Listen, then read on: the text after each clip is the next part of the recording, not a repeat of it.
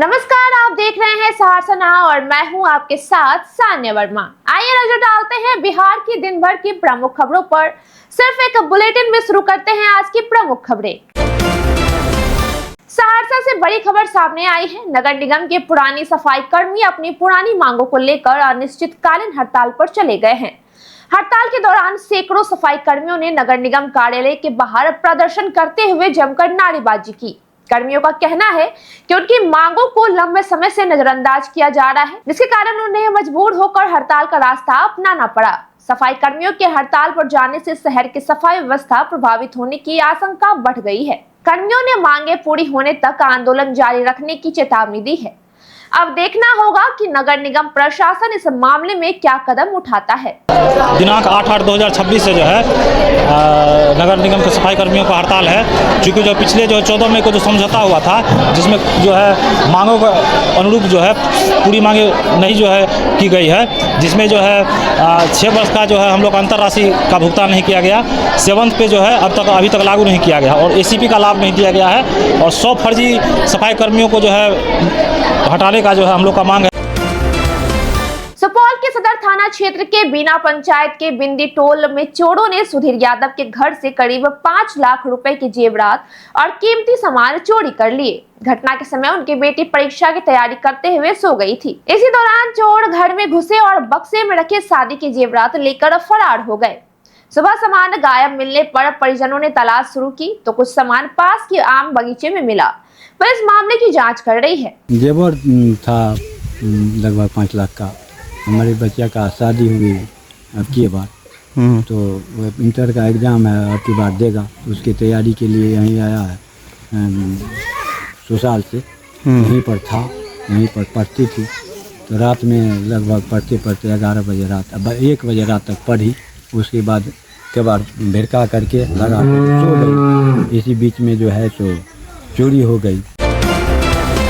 सहरसा की पूजा बैंक्वेट में आज रोनियार समाज वैश्य महासभा की बैठक आयोजित हुई। इसमें हजारों की संख्या में समाज के लोगों ने हिस्सा लिया। कार्यक्रम में पहुंचे राष्ट्रीय अध्यक्ष, पूर्व DIG समेत अन्य गणमान्य अतिथियों का सवाल पाग, चादर, बुक्के और फूल माला पहनाकर स्वागत किया गया।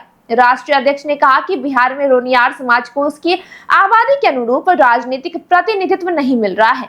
वर्तमान में समाज के सिर्फ 2 विधायक हैं, जिनकी संख्या बढ़नी चाहिए। सहरसा से नितिन सिंह की रिपोर्ट। मैं Ashok Kumar Gupta, retired DG police हूँ, रोनियार समाज से आता हूँ। मैं दरभंगा में DIG रह चुका और DG के पद से रिटायर हुआ और रोनियार समाज का मैं राष्ट्रीय अध्यक्ष 4 वर्षों तक रहा हूँ। पूर्व में रोनियार समाज के लिए हम लोगों ने बहुत सारे काम किए। बापू सभागार में पूरे देश भर के रोनियारों की बैठक कराई थी और उससे बढ़ चढ़ के, जैसा हमारे यहाँ के कोसी के सहरसा के जिला अध्यक्ष बजरंग गुप्ता जी कह रहे हैं और राष्ट्रीय समिति के सब अधिकारी हैं।